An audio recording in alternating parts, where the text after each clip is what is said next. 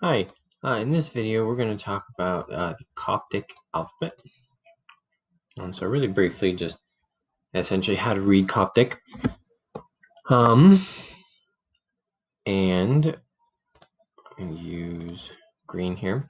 So we've got our Coptic letters here. They're arranged in 4 columns. This is, in my opinion, kind of a hard font to read. It's not the only Coptic font you're going to see. I got this image from Wikipedia, the Coptic alphabet page.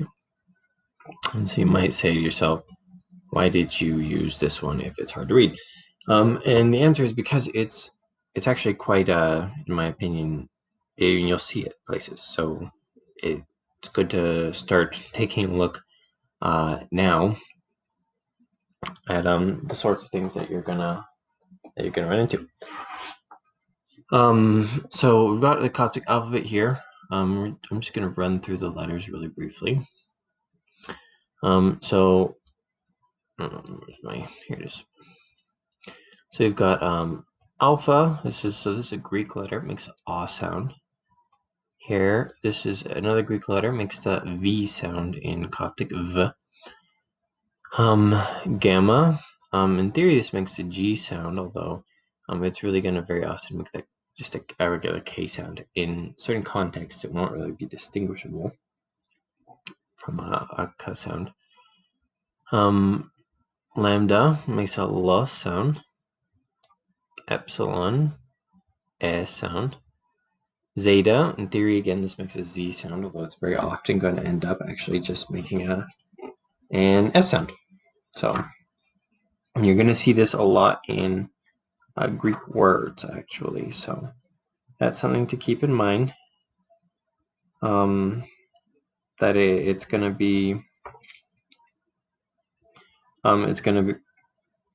come up quite a bit in Greek words.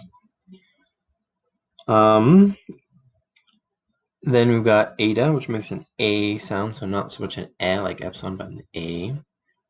Theta is going to make a TH sound, so in Coptic we'll have a T sound immediately followed by an H sound fairly frequently, so T. And I'm just going to actually erase all this. Iota makes an E sound. Kappa makes a K sound. Oh, sorry, I messed up. Here, this is actually delta, makes a D sound. And this is lambda, makes a L sound. Mu makes an M sound. Nu makes an M sound. C makes a KS sound, so like X sound. Omicron actually will make an A sound in modern reproductions of Coptic. The way we speak it now, it could have made more of an sort of an open O sound, A, like a rounded, more open sound, A. But a lot of people will pronounce it like the O and log, A. So that's fine. Pi makes a P sound, Rho makes an R sound, R. Or it was probably actually a tap sound, like a sigma, and this is a lunate sigma, so always has this form, never, will generally not have this form. So we call this a lunate sigma. It's in the moon shape. Makes an S sound. Tau makes a T sound. Upsilon will make a W-like sound.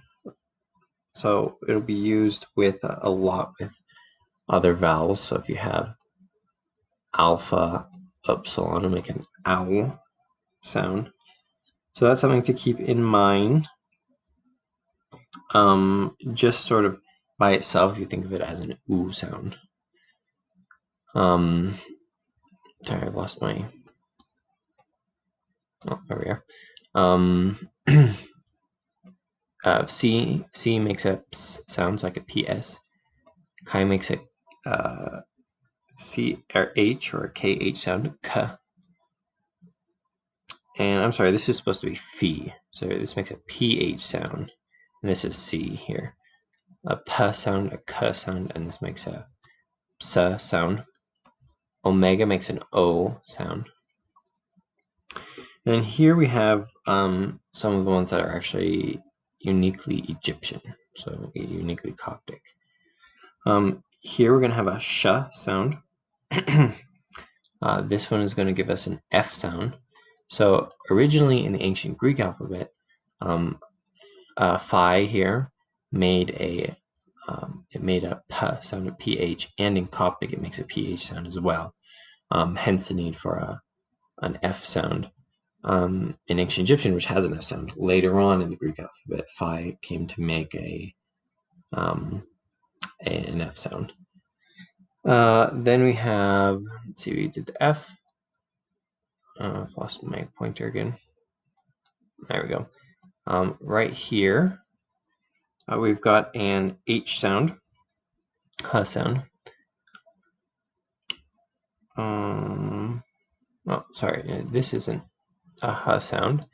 This is a J sound. This is a Ch sound. And this is a T-I sound. So T. So it's actually the only one that represents both a consonant and a vowel together. So that is a different thing about that one. Worth noting. And there are some combinations of letters here. So I'll just go over a couple. We'll leave all of them for a later day. Epsilon iota is an E sound. It makes E. Omicron upsilon. These together are going to make an oo sound.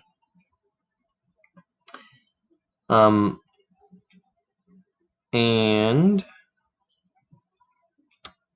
there'll be some other combinations, but they're not going to be as common. So I'm just going through them in my head really quickly. And they're not really as common.